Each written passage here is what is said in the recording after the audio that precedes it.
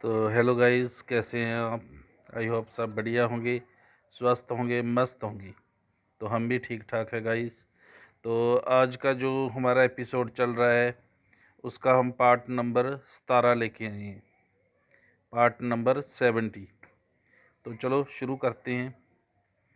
अब वो गरीब लड़का इंडियन आर्मी में भर्ती हो चुका था और पैसे भी कमाने लग गया था, अपना खर्चा पानी निकालने लग गया था। तो वो गुजरात में उसकी ड्यूटी थी, तो उसने अपने अफसर से बोलकर अपनी बदली पंजाब की करवा ली। तो आखिर शाम को ड्यूटी करके जब वो लौटा तो रात को 8 बजे ब्लैक कलर की एक स्कॉर्पियो गाड़ी आकर उनके बैरक के आगे रुकी। तो वहाँ से दो जवान उतरे और उनके हाथ में एक बैग था। तो उस बैग में उन्होंने सीओ को पकड़ा दिया। तो उस बैग में लेटर थे, चिट्ठियाँ थी, जो जैसे आपने बॉर्डर फिल्म में देखा होगा कि लास्ट में जो सॉन्ग चल रहा होता है, संदेश से आते हैं हमें तड़फाते हैं, कि चिट्ठी आती है कि पूछे जाती है कि घर कब आओगे। तो वैसे ही लास्ट में मोटर बाइक लेकर एक आता है डाकिया, उसके पास चिट्ठियाँ होती हैं। तो फिर वो करता है, सूबेदार रतन सिंह बोलता है, ओ चिट्ठियाँ आई हैं, चिट्ठियाँ सदमे दियाँ। तो वैसे ही सभी जवानों को बहुत खुशी हुई कि चलो हमारे संदेश से आए, हमारी चिट्ठियाँ आई हैं और घर के हालात वगैरह पता चलेगा। तो लास्ट में एक डाकिया आता है बाइक पे। तो वहाँ सॉरी, वो तो बॉर्डर फिल्म की बात हो गई। तो तभी जो मोबाइल नहीं चले थे, तभी सिर्फ लैंडलाइन फ़ोन होते थे और जा चिट्ठियाँ लिखी जाती थी। ठीक है जी।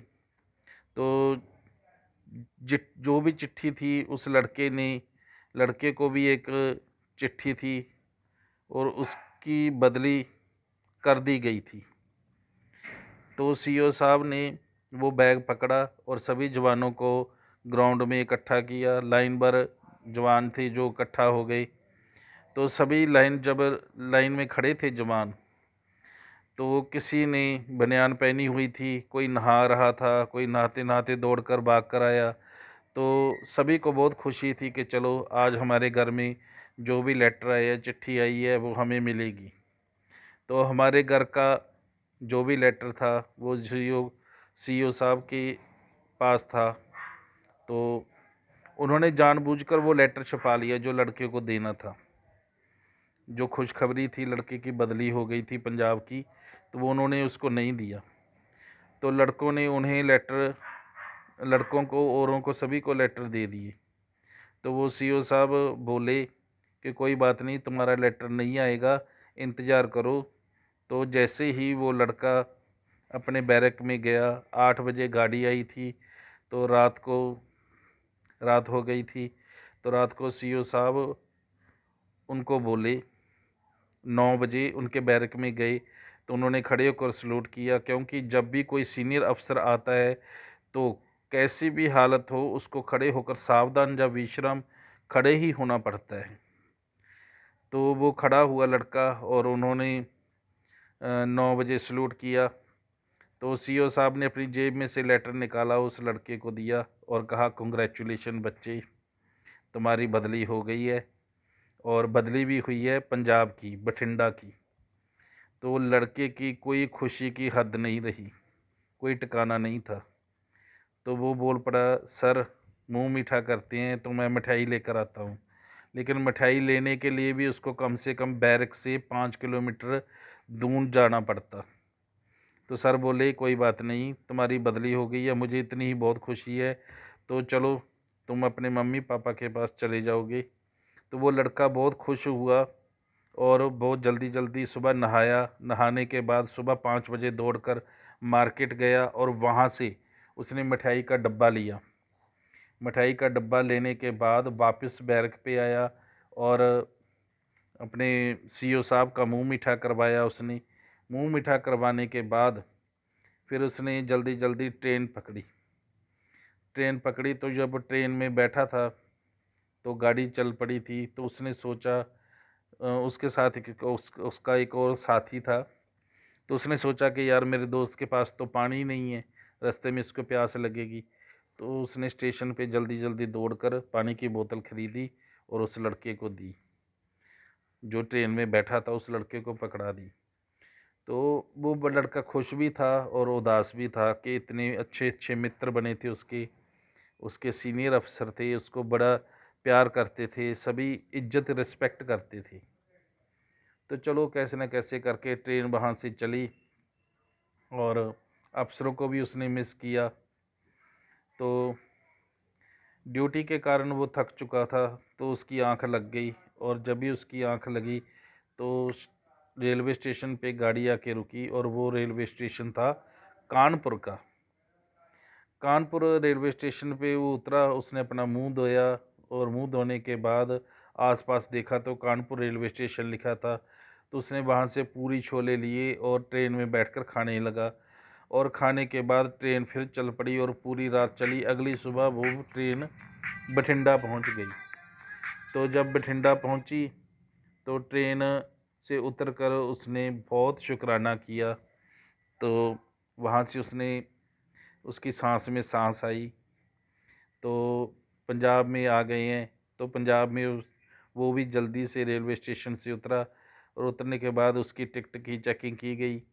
तो टिकट चेकिंग करने के बाद उसने ऑटो लिया, और ऑटो लेने के बाद वो बस स्टैंड पे पहुंच गया। तो गाइस जब वो बस स्टैंड पे पहुंच गया तो वहाँ से उसने टिकट कटाई बठिंडा टू मानसा।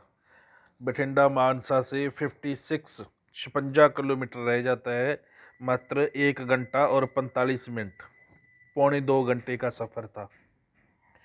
तो उसने जल्दी जल्दी से टिकट कटाई और बहुत खुश हुआ वो, और वो वहाँ से रवाना हो गया। तो गाइस आज की स्टोरी में इतना ही। तो उस गरीब लड़के की जो मेहनत थी वो रंग लाई, और बहुत उसको खुशी हुई कि चलो जो भी था जैसे भी था उसने वहाँ पे ड्यूटी पूरी ईमानदारी से की। और सभी उसको याद कर रहे थे। मोबाइल तो चले नहीं थे, नहीं तो मोबाइल पे उनके साथ बातचीत होती रहती। उसके जो साथ में साथी थे तो वो भी छूट गए थे। तो कई सालों बाद उसको याद आई कि हमारी गुजरात में भी ड्यूटी हुई थी, कभी ट्रेनिंग हुई थी। क्योंकि वो घर में आ गया था, घर में आने के बाद सभी यारों दोस्तों को वो भूल गया था। तो आज की स्टोरी में इतना ही है गाइस। फिर आपको बताती हैं कि उसकी पंजाब की ड्यूटी कहाँ शुरू हुई, कैसे उसने ड्यूटी की, और वो कैसे न कैसे करके गुजरात से पंजाब वापस आ जाता है। और पंजाब आने के बाद उसकी ड्यूटी कहाँ लगाई जाती है, कैसे उसने पंजाब में ड्यूटी की, तो उसकी एपिसोड हम अगले नेक्स्ट एपिसोड में बताएंगे।